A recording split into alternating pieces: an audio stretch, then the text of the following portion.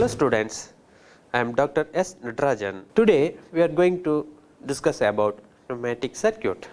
In this pneumatic circuit design, today we are going to discuss about cascade method. Okay. Then previous class we discussed about the classic design of a pneumatic circuit.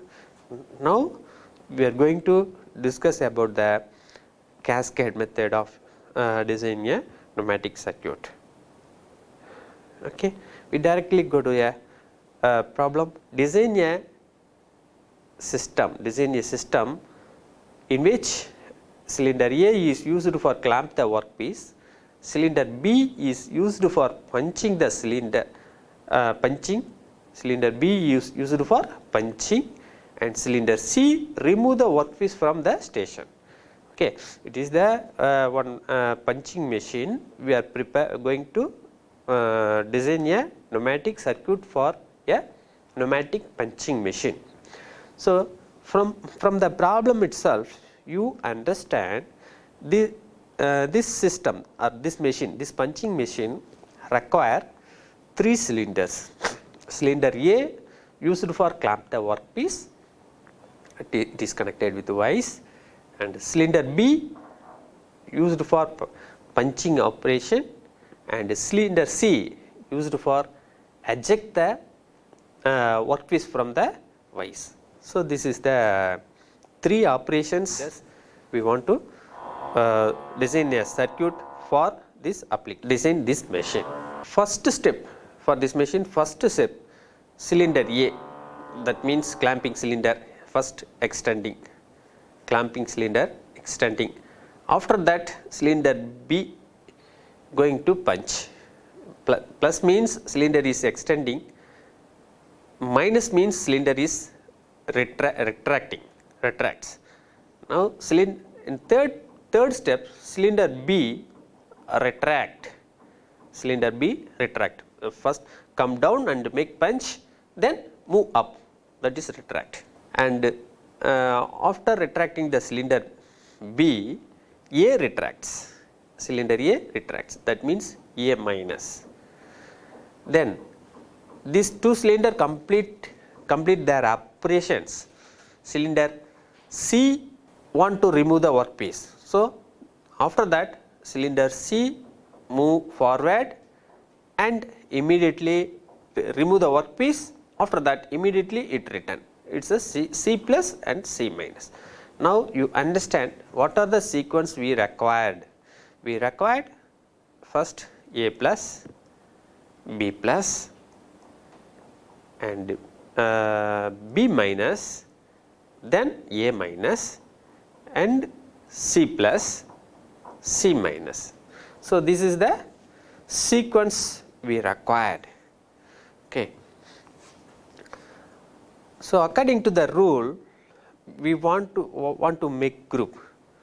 In a group, so it is the sequence we discussed: A plus, B minus, A minus, and C plus, C minus. Okay, right. In the grouping operation, the sequence must be divided into 3 groups. Okay. C plus and C minus cannot be in the same group. So, that is why for separating C from this group, the same letter not repeat in that group, that is the rule. Okay. So, we formed 3 groups, first AB and then BAC, it is the one group, and C1 is 3 group. So, if you use 3 groups and one more grouping valve is required and one more group line is required. So, it is increasing the complexity. Okay. The number of groups should kept to a minimum. It is the rule we need. Number of groups should be kept a minimum. So, the last group can be eliminated by assigning C minus in group 1. So, you bring this C minus here. So, now the group C minus A plus B plus. So, it is group third and group 1 are merged, and we kept B minus, A minus and C plus as it is. Number of pressure lines equal to the number of group. So, we are having 2 groups, 2 pressure lines required, and there are 3 cylinders. So, the number of limit switches equal to 6. That means 3 cylinder, each cylinder having 2 limit switch, 3 cylinders, and each cylinder is having 2 limit switch. So, the total number of limit switch is equal to 6. So, it is named as A0, A1, B0, B1, C0 and C1 like that. And then the limit valve A1, B1, C0, A1, B1, C0 get their air supply from the manifold line 1, and B0, A0, C1 are connected to the line 2. So, why it is connected means, so this is this group, and all these 3 is belongs to this thing. So, there are 2 groups. So, only one group valve is required as per rule 2 minus 1, number of groups minus 1 equal to number of group valve required. It's here we require 1 group valve. So, we will discuss these things in the circuit. You see this circuit. As per that rule, we are using 1 group valve, 3 cylinders, cylinder A for clamping, cylinder B for punching, cylinder C for ejecting purpose, and 2 grouping manifold, group 1 and group 2, and 3 group valves, each cylinder having each direction control valve, and 1 cylinder having 2 limit valves, cylinder A, cylinder B, cylinder C. Okay. So, that A naught means the cylinder retracted position, it hit that valve. A1 is at that cylinder A extended position, it hit this valve. Like that, similarly B naught, B1, C naught, C1. So, the arrangement of this group you see now, we made connection. So, the what is the last operation in this group, that is C minus. C minus is the last operation. Okay. A plus, B plus, B minus and A minus, C plus and C minus is the last operation. In that last operation, it hit this valve, and last operation is the C minus, that C naught, this valve is actuated. Okay. So, it is connected one group 1, this valve is actuated, and this line moving and connected with valve A plus.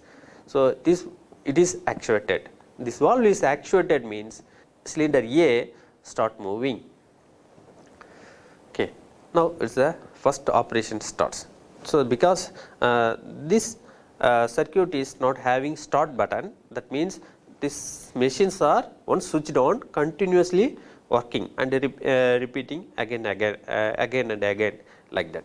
So, it is the A C minus is the first operation, it hitting C, valve C naught, C minus it hitting C naught, it hit C naught and A plus happening, the cylinder A move forward, the cylinder A moving forward direction. So, our sequence we know C minus, A plus, B plus, then B minus, A minus and C plus, it is the sequence operation we want to require, right.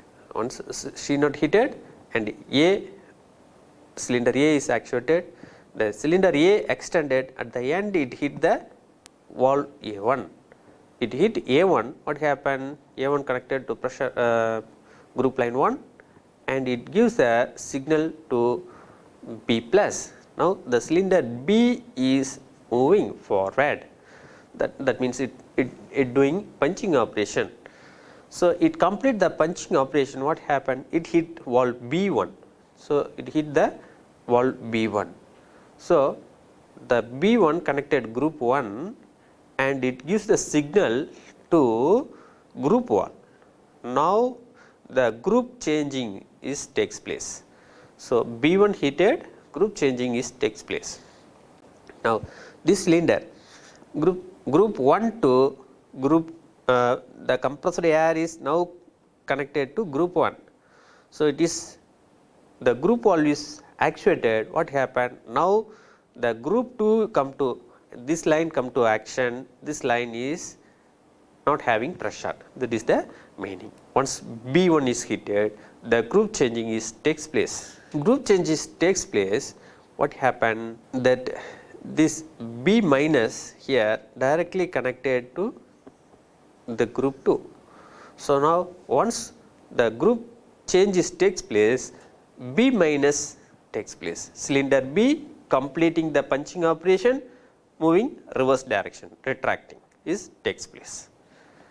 Then it at the end of the return stroke, it hit the limit valve B0. So B0 connected to group 2, now group 2 only having pressure, and when the cylinder B hit the B0, B0 give the supply to A minus. So what are the things we discussed? And cylinder A moving forward direction, A plus, and cylinder after followed that cylinder A plus for extended and hold the workpiece. Now B plus, cylinder B extended and complete the punching operation.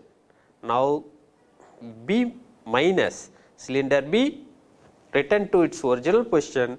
When it reaches the original position, it gives the signal to the limit valve A, and now the A minus takes place. The cylinder A start to retract. At the end of the return stroke, cylinder A hit A0. That A0 switch also connected to group 2, and it gives the signal, and this signal going to the B plus. After that, what happened? Cylinder B moving forward direction. What is the purpose we are using cylinder C? It is used for ejecting purpose. It removing the workpiece from the vise. So ejection purpose. When it move forward and eject the workpiece, okay. After ejecting the workpiece, what happened? It hit C1. Cylinder C hit the limit valve C1. If the cylinder C hit the C1, what happened? Now the cylinder C1 connected to group 2 and it gives the signal to group valve. Now the group changing takes place. The group changes takes place. What happened? You see this diagram, and then the C minus, that means retraction of cylinder C. It is connected with the group 1. Once group 2 is not pressurized, and group 1 now pressurized. Once group is changed, now the group 1 got pressure. Once group 1 got the pressure, it is directly the C minus directly connected. The cylinder C start to retract. When it retract, complete the return stroke, what happened? It hit the C0. And again it give the signal to A. So once C minus is completed, and again it give the signal to A0. Again this circuit is repeated. Until we switch off the system. The circuit is repeated again and again. the continuously the in automation system robot place the workpiece in the position or work table. The cylinder A comes and hold the workpiece. Cylinder B making the punching operation. C complete the punching operation. The ejector cylinder C comes to action and remove the workpiece from the table, and that work is completed. In between, the next workpiece is loaded by manually or loaded by robot. The cycle is continuous until to switch off the power supply to this circuit. The circuit is continuously actuating. So, it is the cascade circuit for a pneumatic punching machine. This circuit is the one of the interesting and important circuit design. The student you understand this circuit clearly, you are capable of designing some small automation systems. So, small devices you are able to design. Most of the systems having 3 cylinders is that you take your our home lift, you are going to design a lift for just one floor. It need only 3 cylinders, door close and open, move ups and downs. 2 cylinder is enough. In some other application we need 3 cylinders once. So, it is in your not only in your academic point of view, industrial survivability, this kind of circuit designs and understanding very helpful for you. Thank you.